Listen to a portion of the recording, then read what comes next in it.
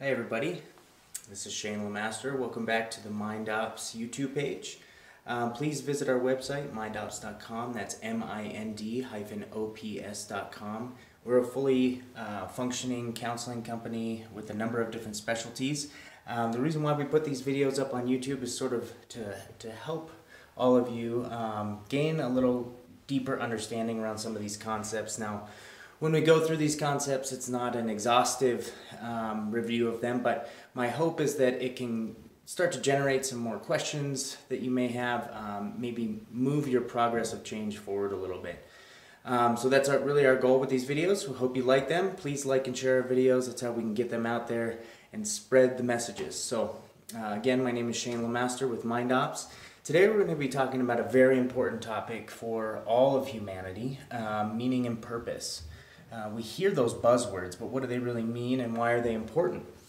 Well, for everyday individuals, meaning and purpose is an extremely important thing to explore. I feel like one of the deepest questions that we as human beings can ask ourselves is, what is our purpose? Why are we here on this planet? And it's a huge question, huge to the point of it being overwhelming.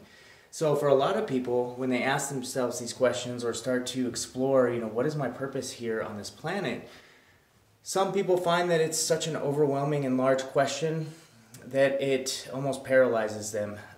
It becomes a paralytic and prevents people from exploring these questions further just because it is so big.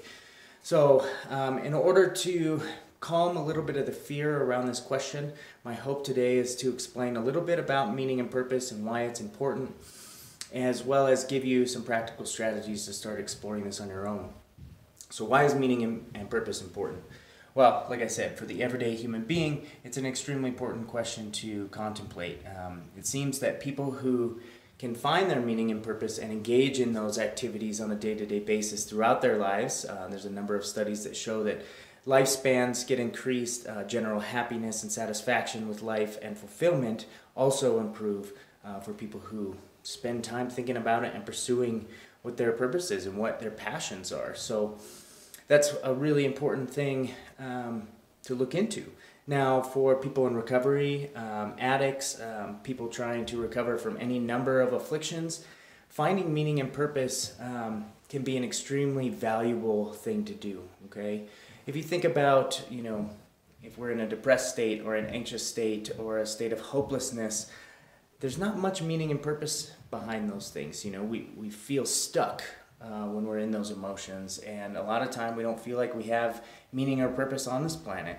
So it's important for your general mental health and well-being, as well as your progression through life and your progression as a human being and your evolution as a person, that you can ask yourself these questions and hopefully find something in your life that gives you meaning and purpose, that gets you to wake up every single day looking forward to doing whatever activity it is, whatever purpose it is that you're here to do. So I want to get beyond some of the surface level things that, I ask these questions quite often to my clients, what is your purpose on this planet? And a lot of people get stuck on sort of the superficial things like my work or my family. And although those things are very important to us in this lifetime, purpose and meaning goes beyond that. It's much deeper than those things. So if you were to say, my family and raising my kids is my purpose, sometimes I like to play the devil's advocate and challenge that a little bit and ask people, if you lost your kids and your family tomorrow, what would your purpose in life be? Okay, so it's not to bring about those types of thoughts, but in order to get people to start thinking a little bit deeper about what is their purpose here, that it goes beyond some of these things that we attach to and hold on to, things outside ourselves that give us meaning to our lives, okay? So I want to show you guys what I've written here on the board and walk you through a little bit about what meaning and purpose is, maybe give you some ideas on how to start engaging this for yourself, okay? So, up here at the top, I've given a nice little quote that I like. The two most important days of your life are the day you were born and the day you find out why. Okay, the day you find out why is the day that you find out what your meaning and purpose on this planet is. And obviously the day that you were born is important, because that's what kicks off the whole process. So I just love that quote because it shows the importance of finding that meaning and purpose in your life. So here I've included some questions to get you started. You know, what are you here to do? And by here, I mean on this planet. I don't mean here in this space, wherever you're watching this. But what are you here on this planet to do? What is your higher purpose? What does your gut tell you need to be doing? Or what is your passion? And lastly, how do you want to bring benefit to humanity? So we all have innate talents and unique things that we can bring to humanity. That's what makes each and every one of us valuable. But it's up to you guys to discover what those talents are and how you can engage those talents to bring them to humanity, to benefit humanity, to move humanity forward in a way that leaves this planet in a better place than when you got here, okay? So I want to talk a little bit about this concept down here. You'll see this graph.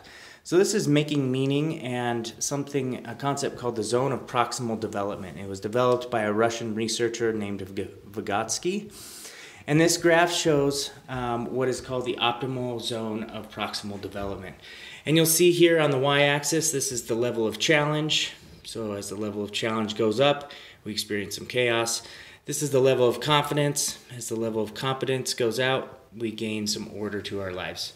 Okay? So most of us, if we find that the level of challenge is low, so think about your work here for a minute. Maybe you've been in your job for 10 years and you can do it with your eyes closed. If the level of challenge is low and your level of competence is high in your job, you're going to land about, in this area of the graph. So this is where we find order. So everything is ordered and organized. Everything becomes automatic and easy. So if we get too far into this realm, we can experience boredom, which is a big turnoff for us to be moving forward and engaging our meaning and purpose. So if things are too easy for us and not challenging enough in our lives, we tend to get bored and we tend to burn out and we tend to want to quit those things. Now, on the other hand, if the assignment you get at work is really challenging and your competence at this task is really low, you'll find yourself in this area above this dotted line. And this is where we experience chaos, where the level of challenge is too high for us to achieve with our given talents and current level of skill. So we experience chaos, which brings about a bit of anxiety. So anxiety and boredom, both, we don't want to experience those as much as possible. So what we're shooting for is this optimal zone for development. And what we found, or what has been found through the research, is that when the level of challenge meets the level of competence, or if that level of challenge is just above the level of competence, we reach this optimal zone for development. So this is when we're doing things that we know we can do, but we may need just a little bit of help to accomplish these goals. So maybe you're given a work task and it's just outside your current skill level, but you know that you're proficient in a lot of areas that are related to it, and maybe with just a little bit of help from your supervisor, you'd be able to accomplish that task and grow as an individual and pick up more skills. So this optimal zone for development is really important to hit, and it's really a fine line. So finding and knowing what your current competency level is, as well as what level of challenge, where can you set your goals just outside your current level of operating to challenge yourself, to really push yourself to grow every single day and find more meaning and more purpose in your life. So we find that when people reach this optimal zone for development, they find a much greater level of meaning making in whatever activity they're doing. So this relates to any number of activities, and you can sort of transpose this graph over any activity that you do throughout the day, whether it's athletics, whether it's your job, whether it's recovery from addictions, whether it's just getting along better with your spouse, okay? Push yourself and challenge yourself every day to do a little bit more than what you think you're capable of, and you will see that you will grow much, much faster. All right, so moving on. So this is a little graph of meaning making. And in order to have a purposeful life, we need to have a number of elements, okay? So these 4 concentric circles represent different elements that can be included in your purposeful or meaningful activity, okay? So we'll look at the outer edges first. So first of all, you need to love your activity, okay? The world needs to, or you need to determine how the world needs this talent that you have, or this aspect of yourself that you can give. So recognizing that the world needs, maybe greater compassion. Maybe you love being compassionate to other people, spreading love, spreading peace, spreading joy, spreading positive messages. Well, the world definitely needs that. So finding something that you do that is valuable to humanity, and then also that you love, okay? Ideally, we'd like to get paid for it. So this is where we need to get creative. So we need to get creative once we've discovered sort of what our life purpose might be, and that the world might need it, and that we enjoy doing it. We need to get creative and find ways that we can make a living off of it, so that we can support ourselves and pay our bills and continue to pursue what our real passions are, okay? And lastly, it's something that you're usually pretty good at. As a general rule, if you have no idea what your life purpose is, ask yourself this: what at this moment do you feel like you are supremely confident in your ability to teach? Okay, if there's something that you do that you think you know enough about that you could teach somebody about, well, that might be what part of your purpose is, okay? So you have to be great at it. You're great at it, you love it, the world needs it, and maybe, hopefully, you get paid for it. So you'll see when multiple circles overlap, they form concentric circles. So if you love it and the world needs it, maybe this becomes your mission. If the world needs it and you get paid for it, this possibly becomes your vocation. If you're great at this thing and you get paid for it, possibly it can be your profession. If you're great at it and you love it, certainly it will be your passion. And when all four circles line up with each other, this is the sweet spot. This is where you find your purpose. When all four of those circles and all of those different missions inside the concentric circles line up, that's where we find our purpose. So I encourage you guys all to draw this graph on your own and see if you can fill it in, to see if you can come to a conclusion, or at least narrow down closer to what your purpose in this life is. Okay? These are some of the criteria for purposeful activity. Purposeful activity should be intentional, okay? So it should, you should have some forethought into it before engaging into it. It should be something that you put a lot of time and effort into. So it's very intentional. It's not haphazard.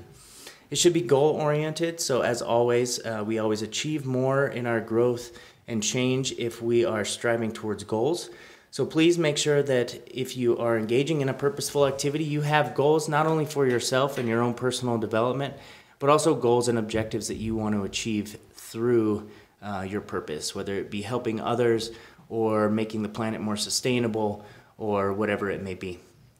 Your purposeful activity should also be a sustainable activity. So it shouldn't be something that if you engage in, you're gonna become burned out in a relatively short amount of time. You want to make sure that it's a sustainable practice, because we want to think long term with these things. These are things that you want to be engaging in for your entire life. And that's really what's impactful about having a meaningful and purposeful and fulfilling life, is that you're doing something every single day for the rest of your life that gives you that meaning and purpose. So make sure that it's sustainable. You need to incorporate some aspect of self-discipline, and this self-discipline can be in your growth process, in learning about your purpose. This discipline can be in developing your skill sets to be better at distributing, whatever purposeful emotions or activities that you're doing. Just make sure that you're disciplined in your practice and that you stay consistent with it. And last and most importantly, your purposeful activity should definitely be enjoyable. It should be something that you enjoy and have fun doing. That's why a lot of people get caught up with this question of what is your purpose, and they say their answer is, my work, what I do. Well, do you enjoy your work? If you don't enjoy your work, it might not be your life purpose, okay? This is about fulfilling your purpose, your dreams and your aspirations. So make sure that you enjoy what you're doing. As soon as you stop enjoying it, it's time to re-examine that activity. So for all of you who want to start engaging in finding your meaning and purpose in life, here's a little thought experiment for you to engage in. First of all, I want you to try and remember a time recently when you were totally engaged. When you were totally engaged in your activity and you were what we in sports psychology might say, you're in the zone. So athletes, you should be able to figure this out pretty easily. But for everyday people, it can be a little bit more difficult. Okay, so just try and think of a time or an activity. Maybe it was a time at work, maybe it was a time when you were at home cleaning or engaging in a conversation, or maybe engaging in some lovemaking with your spouse. Just a time where you were completely engaged in the activity, you were not thinking about the past or present, and you were there in the zone. Okay, that's what we're trying to shoot for, is that zone feeling. So the second level of this, excuse me, what were the preconditions that facilitated this zone? So now we need to pick it apart a little bit more and analyze what were the surrounding preconditions that facilitated the zone. Who were you with? What time of day was it? Had you just eaten? What had you eaten? Had you done your meditation that day? Were you on any medications? What was the environment like? What was the feeling in the room? What was the temperature? Trying to identify as many preconditions that facilitate that zone state will help you in the future in the next part of this thought experiment.